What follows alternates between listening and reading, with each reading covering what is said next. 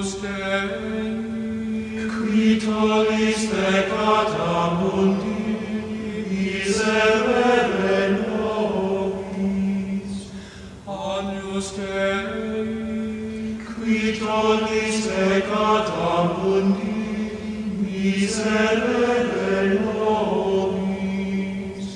Agnus Dei, qui tollis peccata mundi, dona nobis pacem. Well, we start this year with the High Middle Ages. It's a period after the Inquisition. And it's quite a period for the church and actually for the world. A period of tremendous growth and maturity for the Catholic Church. And this period, called the High Middle Ages, of 200 years, from 1150 through 1350, also has an amazing number of very well-known saints. And we're going to talk about some of those. And Father Mo next week will talk about some of the others that are very, very well known.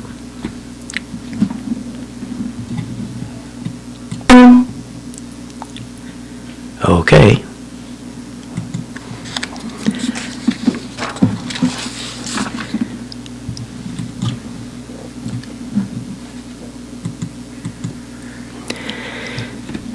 Before the 12th and 13th centuries, most educational activity in Europe took place in monasteries and in cathedral schools. With the demand for education added philosophy, astronomy, civil and canon law, and medicine, which in some places was called physics, to the study that had already been established in those monasteries and cathedral schools of theology. Schools then began to develop into university systems, providing unprecedented intellectual advancement. It was really a place to gather the geniuses, the high minds of the time. The medieval university system gave rise to outstanding scholastics like St. Thomas Aquinas and St. Bonaventure and others. They produced some of the most lasting and valuable works in Western tradition. This period also gave to us St. Francis of Assisi and St. Dominic. We're not going to talk about them today. Father Mo will talk about them next week. But they founded orders focused on piety and poverty. They were called the begging priests. We still are.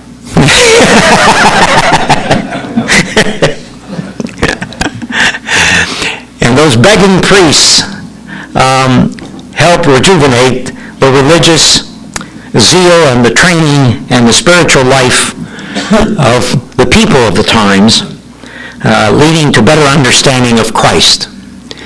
As you will see, and I will tell you a little bit later, this was the time when the question or people questioning their faith started. And the answer was no longer, don't ask, it's a mystery. And that used to be pretty much the answer.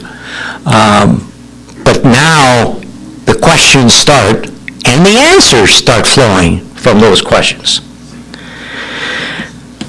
We will also, by the way, have a presentation on Santo Domingo de Guzman, St. Dominic, on our fifth week. So that will be the first saint that we'll cover, and we'll cover it on the 5th week. So the bottom line is this is a period in which Christians learn how to nourish themselves in the faith. And in fact, it was a sort of a period that was described by one of the statements that Saint Pope John Paul II uttered in Argentina back in '87. He said, "If you wish to be faithful to God in your daily lives, you must nourish yourselves in the Word of God and the sacraments." In other words, learn about your faith. And that's what we're trying to do here in Behold the Man. The picture that you see here, by the way, is the saint today, or some years back, but of the old College of Notre Dame, which was one of the starters of the big universities.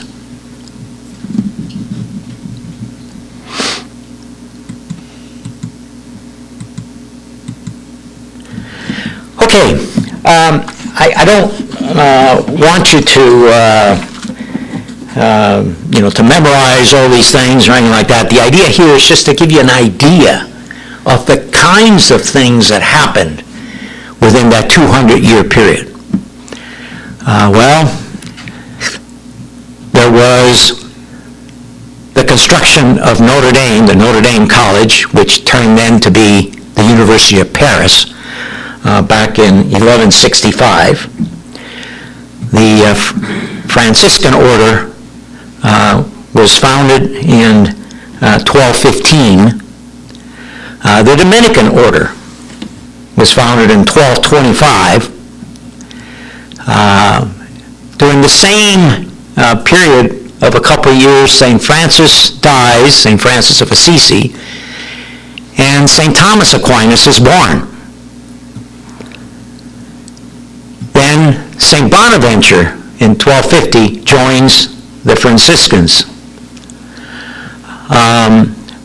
In 1272, St. Thomas Aquinas writes the Summa Theologica, and we're going to talk a little bit more about that. Dante writes the Divine Comedy in 1320.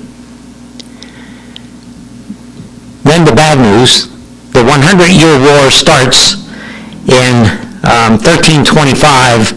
That's the war between France and England. In the 1340s, the Summa Theologica really becomes the basis for Catholic doctrine. And then in 1350, the Renaissance begins, and we'll cover that period later in the year.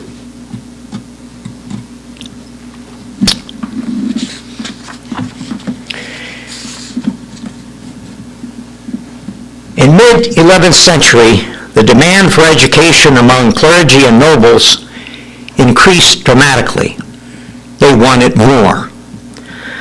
Student bodies began to outgrow the cathedral and monastic schools that existed at the time. Many young men, specifically young men, but some young women, but rather than training in the trades of the day, which were, you became either a knight or a craftsman, people began to study at universities. Their study really involved apprenticing to expert teachers and eventually mastering the disciplines of study that they were involved in.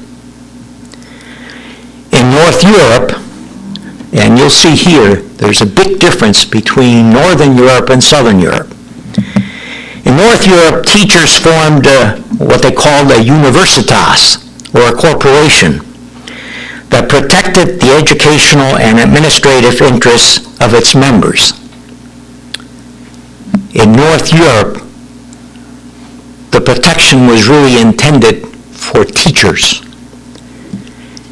In Southern Europe, however, students formed similar organizations, and we'll talk about it later, they will call nations. But they had authority over teachers and the educational content. So a lot more authority for students in the south of Europe than in the north. In the north, the teachers determined the curriculum and the nature of the student body. Who came in, who didn't come in, etc. This is a drawing of the University of Paris, and I'll tell you a little bit about the University of Paris in a second.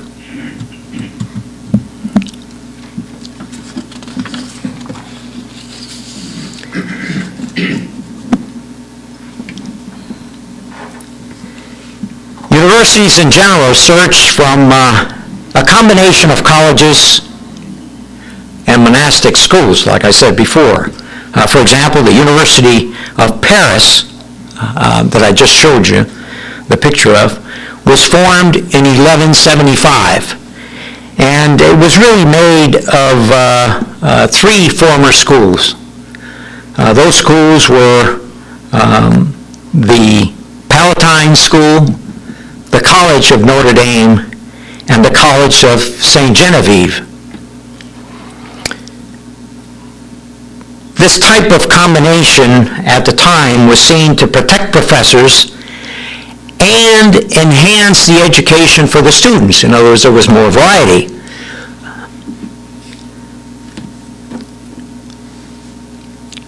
In the South, the key university was the University of Bologna, which became a center for legal study in 1088. It taught the dictamen, which was another word for the art of composition, and it included the rules for legal documents, ergo the start of lawyers, officially. Bologna thereafter developed courses in grammar and rhetoric. The Benedictine monastery at Salerno, which was started in 794, and devoted study to ancient works on botanical and medical sciences, grew tremendously, and it developed into having an excellent reputation in medicine, and became the first university in Europe to offer degrees and licenses in the studies of medicine. And then there was Oxford. Oxford grew out of schools grouped around the monastic foundation of St. Fritzwald in the 8th century. But in time, the scholars that were teaching theology and canon law at Oxford attracted students from all over Europe. This is a more modern picture of the University of Bologna that started things in the South.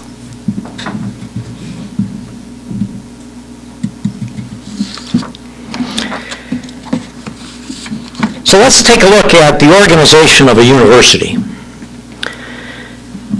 The organization at different universities varied, as you can imagine, but generally a university was a collection of schools teaching respective disciplines pertaining to each of the schools that joined in to that university.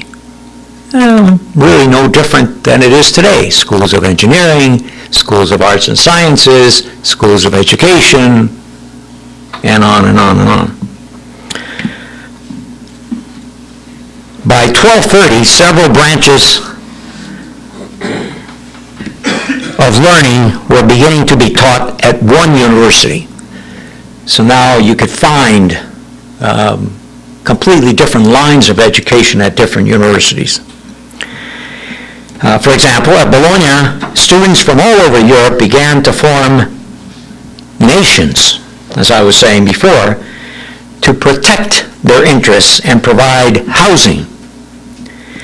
And that became the template for universities in the south of Europe. In the north, the University of Paris typified the structure. A chancellor had all the authority over issuing licenses to teach and awarding degrees. Teachers had to protect themselves, so therefore they formed guilds to regain some of that power. Again, the students organized in nations, but they never had the same type of power that the students in the South had.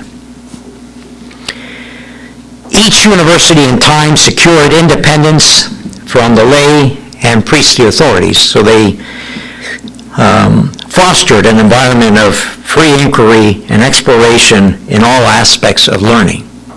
And at the time, that was a good thing.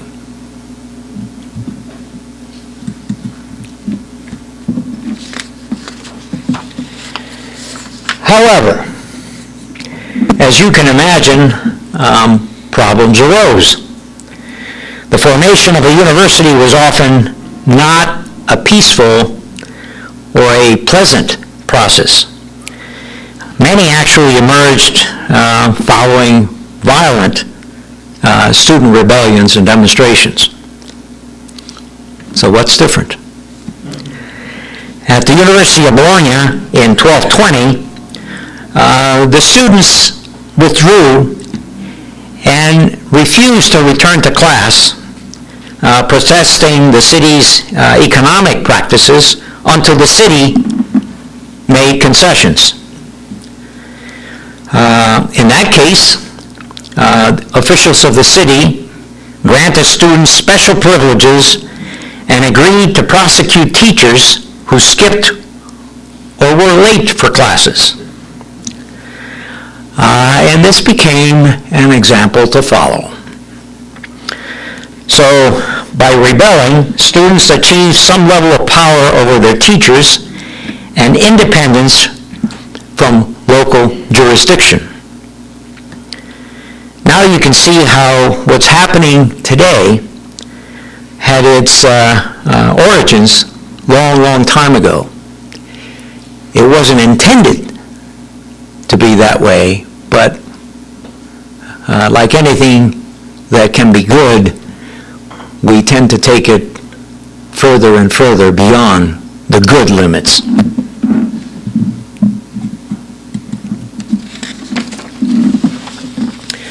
So how about the studies that were available in universities throughout Europe? Let's take a look at the academic coursework.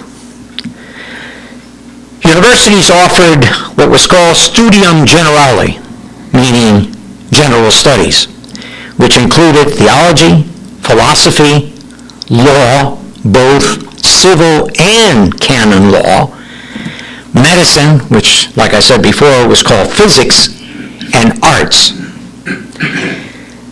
The arts were divided into two sections. One was the trivium, which included Latin grammar, rhetoric, and logic. And then the quadrivium, which included arithmetic, geometry, astronomy, and music. A student had to be able to read and write Latin before admission to a university, period. You didn't know Latin, you didn't get in. That student would begin with the trivium, studying classical and Christian works.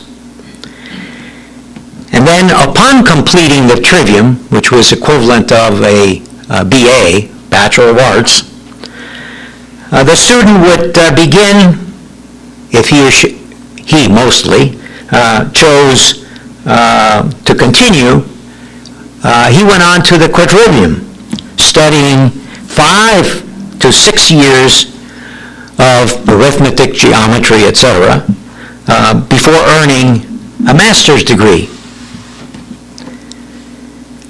Upon finishing the quadrivium, a student could continue concentrating in one discipline, such as theology, law, or medicine, pretty much to those 3 groups.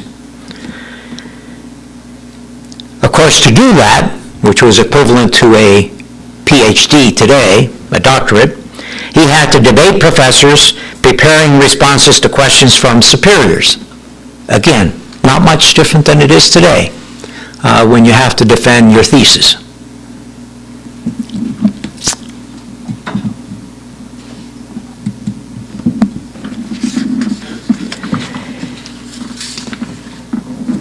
Now, it's important to look at the effects that universities had on the people of the time, and to just sort of focus it, put it in context.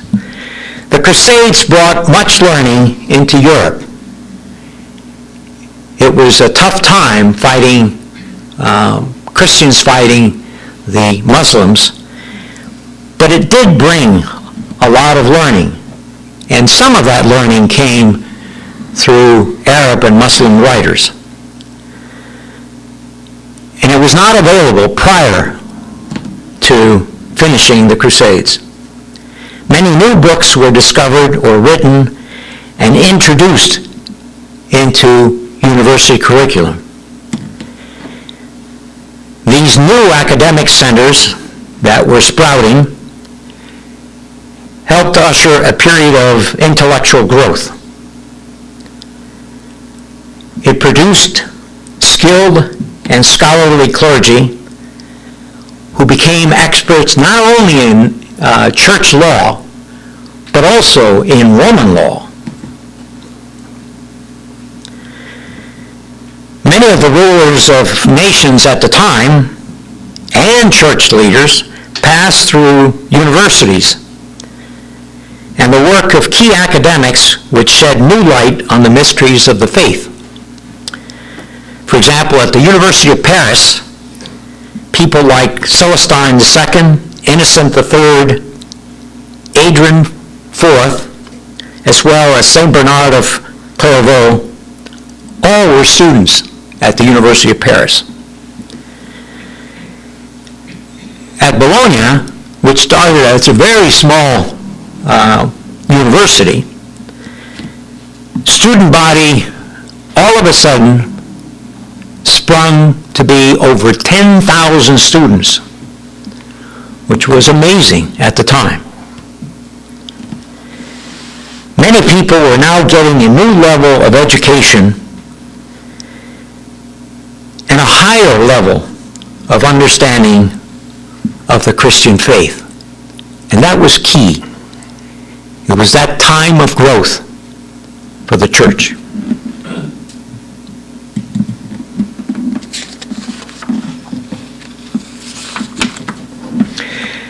The new university culture gave rise to a new style of inquiry called scholasticism, or the science of schools.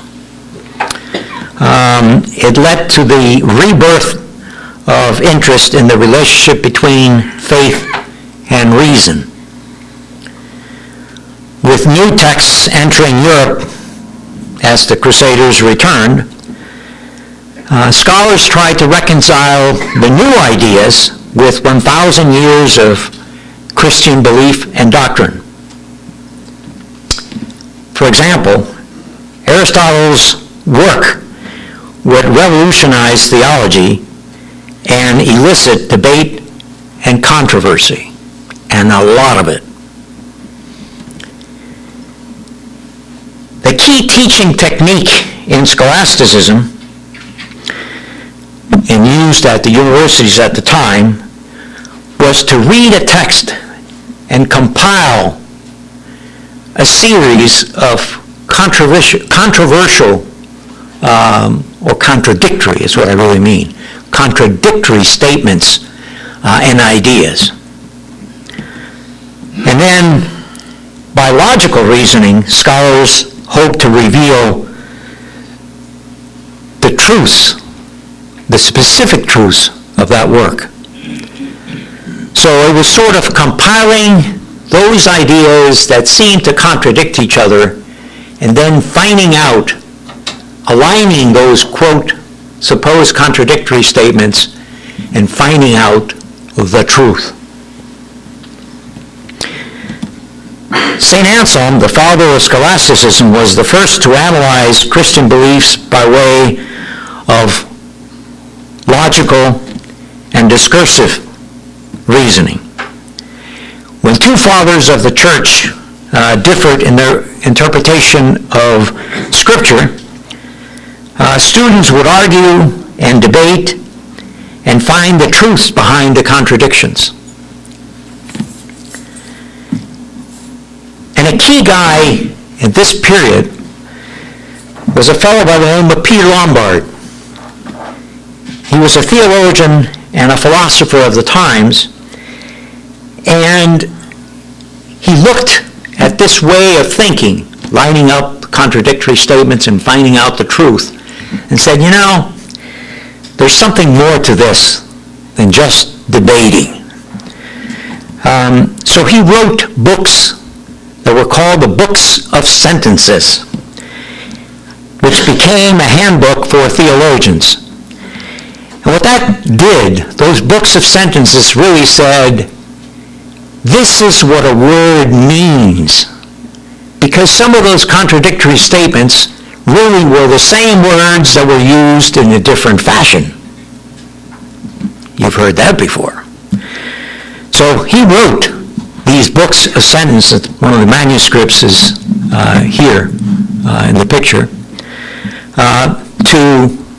to really dig that out. What is the meaning of a word?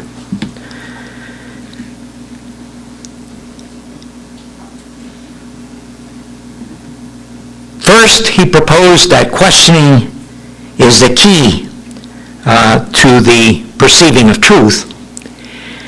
And secondly, he said that seemingly contradictory statements could be resolved by determining the meaning of terms, phrases, etc., that were used in different ways by different authors.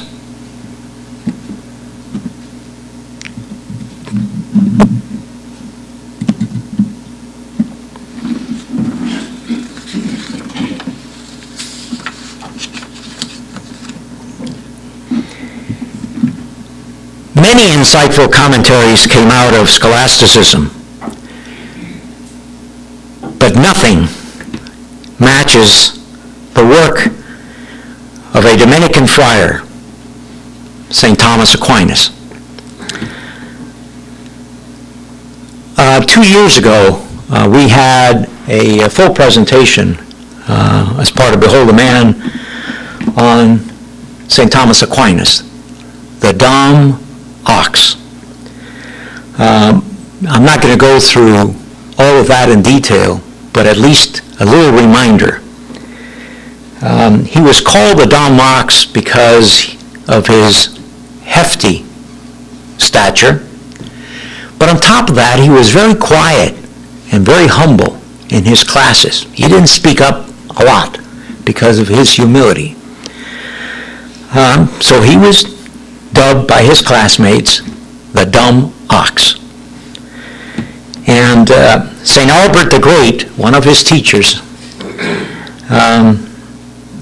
said a fantastic line. He said, I tell you, this Dumb Ox shall bellow so loud that his bellowings will fill the world. Pretty prophetic words.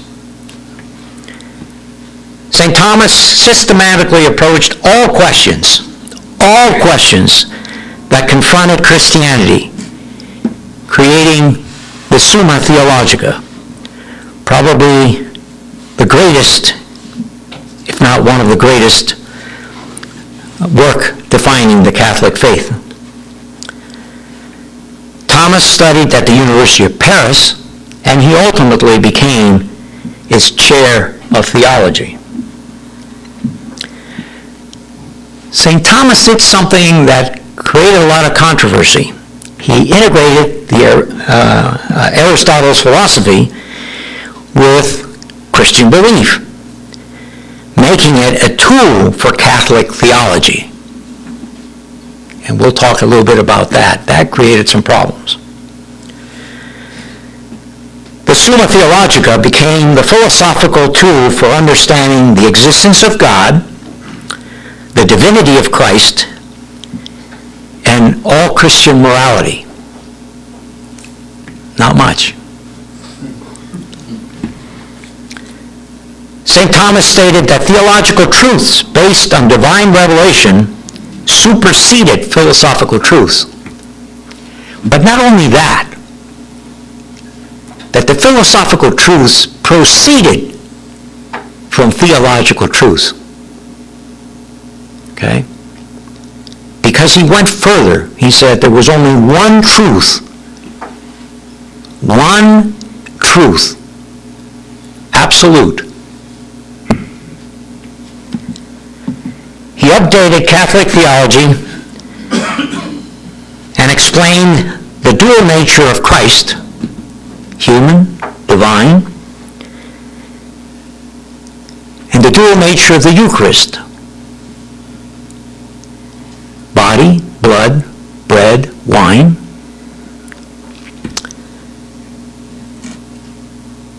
And he explained all of that theology in philosophical context.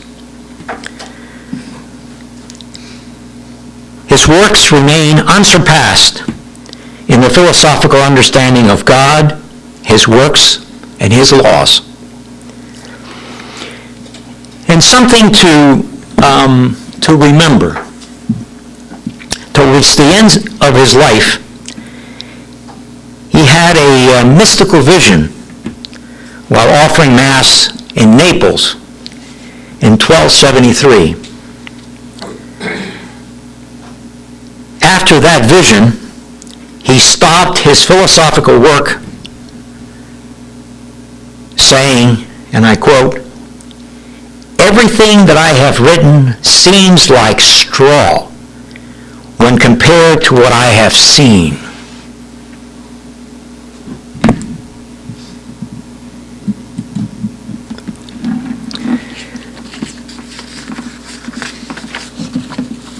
Like I said, there was a lot of controversy. St. Thomas's works were not immediately accepted by all. Many thinkers were apprehensive about the use of Aristotle. But you got to get the idea of why. The philosophy of Aristotle came to being at that time through Arab writers, Muslim writers, right after the Crusades. So specifically, the Franciscan scholars didn't want to buy this. Whether it was good, bad, or indifferent, it just came through the Muslims, if you know what I mean. So they really didn't want to buy this.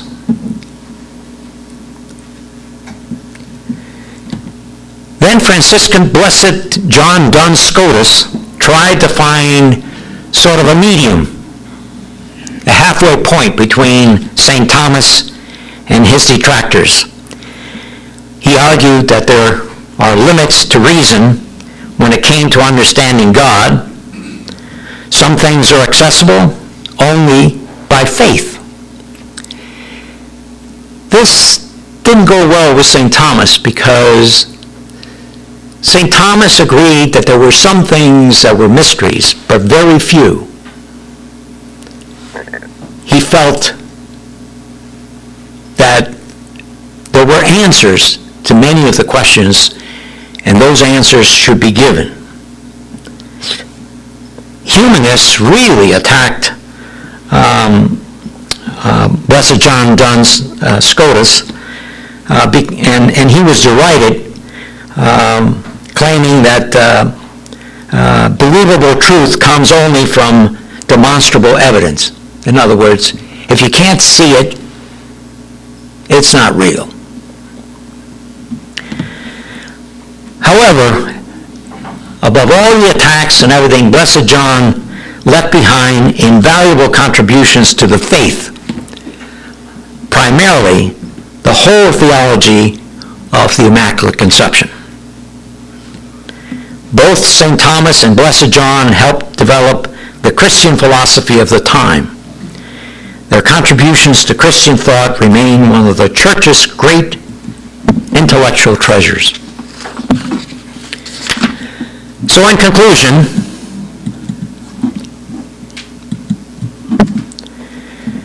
the High Middle Ages saw a significant flourishing in Christ's Church. It was a golden age in the history of the Church. Christian philosophy and art ventured into new heights. Significant saints of the period have tremendous influence on the Church and its people. They showed the importance of holiness and its benefit on society. Saints like St. Thomas Aquinas, St. Anselm, Blessed John Duns Scotus, St. Bonaventure, all belong to this area. And that doesn't even account for St. Francis of Assisi and St. Dominic, which, like I said, Father Moore will talk about next week. So your questions for this morning. 1, and by the way, the leaders have each above their sheets the questions card. During this period, we see the formation of teachers' guilds and student nations. Are these organizations now so powerful that they inhibit true freedom of inquiry in many universities? You've all heard the fact that many speakers, one example, Condoleezza Rice, was not allowed to come to Columbia, right? Because the students, a group of students, objected. And like that, many other cases. Scholasticism suggests a method of learning by which one reads a text, draws a list of contradictory statements, and finally, by aligning those statements, arrives at the truths of the work. What do you think about that? Is this a valid way to find the truth? And thirdly, and a very important question, in today's world, truth is viewed as relative. Remember Pilate's question to Jesus, what is truth? Well, that's rampant today. Do you believe, like St. Thomas Aquinas, that truth is one and absolute? And why or why not? By the way, the picture here is the Cathedral of Notre Dame in Paris. Next week, Father Moore will have the begging priests, St. Francis, St. Dominic, and others, and the flourishing medieval culture. Thank you very much, and God bless.